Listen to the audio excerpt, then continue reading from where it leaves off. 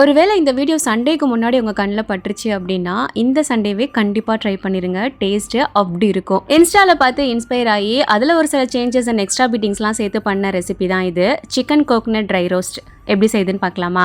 இது பண்ணுறதுக்கு சரியாக 1 கிலோ அளவுக்கு சிக்கன் எடுத்து க்ளீன் பண்ணி வச்சுருக்கேன். இதுக்கு ஒரு மசாலா ரெடி பண்ணணும். அதுக்கு மிக்ஸி ஜார் எடுத்துகிட்டு 1/2 கப் அளவுக்கு திருவின தேங்காய் சேர்த்துக்கோங்க.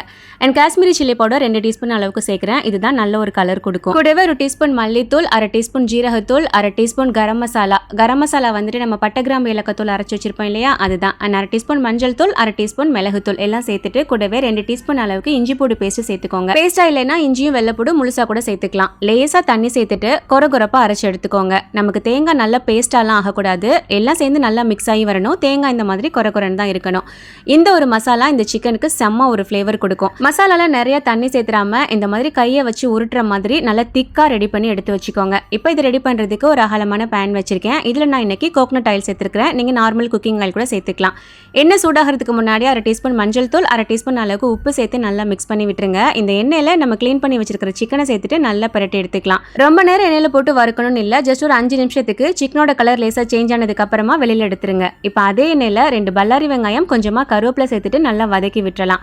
வெங்காயம் நல்லா வதங்கி லேசா கலர் சேஞ்ச் ஆக ஆரம்பிக்கும் இல்லையா, அந்த டைம்ல நம்ம அரைச்சு வச்சிருந்த மசாலா இருந்தது இல்லையா, அதை அப்படியே சேர்த்துட்டு நல்லா மிக்ஸ் பண்ணி விட்டுக்கோங்க. நம்ம மசாலா அரைக்கும் போது சேர்த்த பவுடர்ஸ் எல்லாமே நம்ம பச்சையா தான் சேர்த்திருந்தோம் இல்லையா, அதோட பச்சை வாசம் எல்லாமே போகணும். அதனால எண்ணெயிலே போட்டு நல்லா வதக்கி விட்டுக்கோங்க. ஸோ மூடி போட்டு ஒரு 2 நிமிஷத்துக்கு ஒருக்க அப்பப்போ கலந்து விட்டு அந்த பச்சை வாசம் போற வரைக்கும் நம்ம வச்சுக்கலாம். ஒரு 2-3 நிமிஷத்துலயே மசாலாவோட பச்சை வாசம் எல்லாம் போயிடும். இந்த டைம்ல ஒரே டேபிள் ஸ்பூன் அளவுக்கு டொமேட்டோ பேஸ்ட் வந்து நான் சேர்க்கிறேன். இது கெச்சப் கிடையாது, தக்காளி பேஸ்ட் இருக்கு இல்லையா அது. இதுக்கு பதிலாக நல்ல பெரிய தக்காளியை நாங்கள் அரைச்சு கூட சேர்த்துக்கலாம். அப்படி இல்லைன்னா தயிர் இல்லைன்னா நம்ம லெமன் ஜூஸ் கூட சேர்த்துக்கிட்டாலும் டேஸ்ட் ரொம்ப நல்லா இருக்கும். உங்க விருப்பத்துக்கு தகுந்த மாதிரி சேர்த்துக்கோங்க. இப்போ இந்த மசாலால நம்ம வறுத்து வச்சிருந்த சிக்கன் அண்ட் கூடவே உப்பு சேர்த்துட்டு நல்லா மிக்ஸ் பண்ணி விட்டுருங்க. இனி அடுத்து வேற எந்த வேலையுமே இல்லை. மசாலால சிக்கன் எல்லாமே கோட் ஆகி நல்லா சிக்கன் வெந்து வரணும், அவ்வளோதான். தண்ணி சேர்க்க தேவையில்லை. மூடி போட்டு வச்சு அப்பப்போ மிக்ஸ் பண்ணி விட்டீங்க அப்படின்னா அந்த தண்ணி விடும் இல்லையா, அதுல இருந்தே சூப்பரா சிக்கன் வெந்து வந்துடும். மேக்ஸிமம் ஒரு 10 நிமிஷம் தான். ஏன்னா சிக்கனை எண்ணெயிலையும் லைட்டாக வறுத்து எடுத்துருக்கோம் அண்ட் மசாலாலையும் சேர்த்து வதக்கிருக்கோன்றனால நல்லா தகன்னு சூப்பராக ஒரு 10 நிமிஷத்துலேயே நமக்கு ரெடி ஆயிரும். இந்த சிக்கன் அந்த தேங்காய் ஃப்ளேவரோட